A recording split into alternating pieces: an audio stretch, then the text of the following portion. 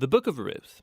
It's a brilliant work of theological art, and it invites us to reflect on the question of how God is involved in the day-to-day joys and hardships of our lives. There are three main characters in the book: Naomi, the widow, Ruth, the Moabite, and Boaz, the Israelite farmer. And their story is told in 4 chapters that are beautifully designed. Let's just dive in and see how this all unfolds. Chapter 1 opens with this line, "In the days when the judges ruled," and it reminds us of the very dark and difficult days from the book of Judges. And here we meet an Israelite family in Bethlehem, struggling to survive through a famine. And so in search of food, they move on to the land of Moab, Israel's ancient enemy. And there the father of the family dies, and the sons marry 2 Moabite women, Ruth and Orpah. And then the sons, they die too.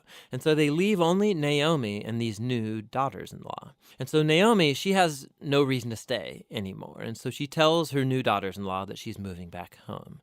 And Naomi, she knows that the life of an unmarried foreign widow in Israel is going to be very hard. And so she compels the women to stay behind. Orpah agrees, but Ruth does not. She shows remarkable loyalty to Naomi, and she says, "Wherever you go, I'm going to go. Your people will become my people, and your God will become my God." And so the two of them return to Israel together. And the chapter concludes with Naomi changing her name to Mara, which means bitter in Hebrew, and she laments her tragic fate. Chapter 2 begins with Naomi and Ruth discussing where they're going to find food. And it just so happens to be the beginning of the barley harvest. And so Ruth goes out to look for food, and it just so happens that she ends up picking grain in the field of a man named Boaz, who just so happens to be Naomi's relative. We're told that Boaz is a man of noble character, and he notices Ruth. And so after finding out more about her story, he shows remarkable generosity to her. He makes these special provisions so that the immigrant Ruth can gather grain in his field.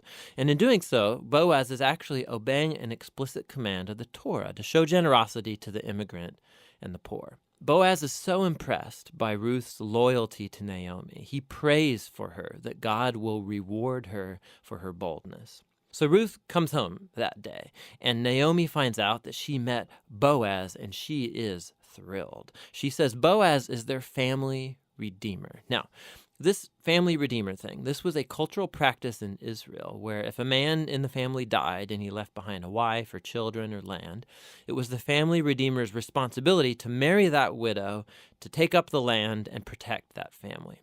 So Naomi, she begins to hope that perhaps there might still be a future for her family. Chapter 3 begins with Naomi and Ruth making a plan to get Boaz to notice their situation. So Ruth is going to stop wearing clothes of a grieving widow, and she's going to show signs that she's available to be married. And so Ruth goes to meet Boaz on the farm that night. And as she approaches, Boaz wakes up and he's totally startled. And Ruth makes her intentions very clear. She asks if Boaz will redeem Naomi's family and marry her. Boaz is once again amazed by Ruth's loyalty to Naomi and her family, and he calls Ruth a woman of noble character. It's the same term used to describe the woman of Proverbs 31. So Boaz tells Ruth to wait until the next day, and he will redeem both Ruth and Naomi legally before the town elders. And so the chapter ends with Ruth returning to Naomi, and they marvel together at all of these recent events. In chapter 4, it all comes together. It turns out, at the last minute, Boaz discovers there is a family member who's closer to Naomi than he is, and he's actually eligible before him to redeem the family.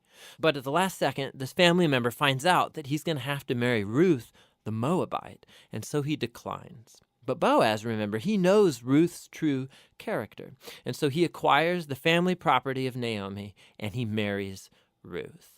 And so just at the beginning, how Ruth was loyal to Naomi's family, so now Boaz is loyal to Naomi's family as well. The story concludes with a reversal of all of the tragedies from chapter 1. So the death of the husband and the sons is reversed as Ruth is married again and gives birth to a new son, granting joy to Naomi. And this symmetry between the opening and the closing, it's even more remarkable. So remember, the opening tragedy was followed by a great act of loyalty on the part of Ruth. And that is now matched by Boaz's act of loyalty that leads to the family's final restoration. And this symmetry, it highlights the design of the internal chapters as well. So each of the chapters begins with Naomi and Ruth making a plan for their future, and that's followed by a providential meeting between Ruth and Boaz, and each chapter concludes with Naomi and Ruth rejoicing at what's taken place. This story is beautifully designed, and that design actually connects with a really interesting feature of the story, and that's how little God is mentioned. Right? The characters talk about God a few times, but the narrator actually never once mentions God doing anything directly in the story, and that's its brilliance. Because God's providence is at work behind every scene of this story, weaving together the circumstances and choices of all these characters.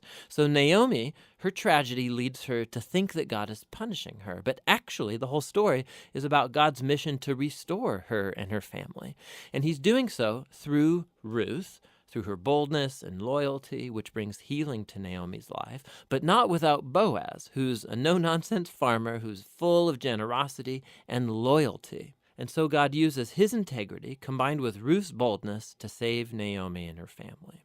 And so this story brilliantly explores the interplay of God's purposes and will with human decision and will. God weaves together the faithful obedience of his people to bring about his redemptive purposes in the world. And that leads to the real end of the story. The Book of Ruth concludes with a genealogy, showing how Boaz and Ruth's son, Oved, was the grandfather of King David, from whom came the lineage of the Messiah. And so all of a sudden, these seemingly mundane, ordinary events in this story are woven into God's grand story of redemption for the whole world. And so the Book of Ruth invites us to consider how God might be at work in the very ordinary, mundane details of our lives as well. And that's what the Book of Ruth is all about.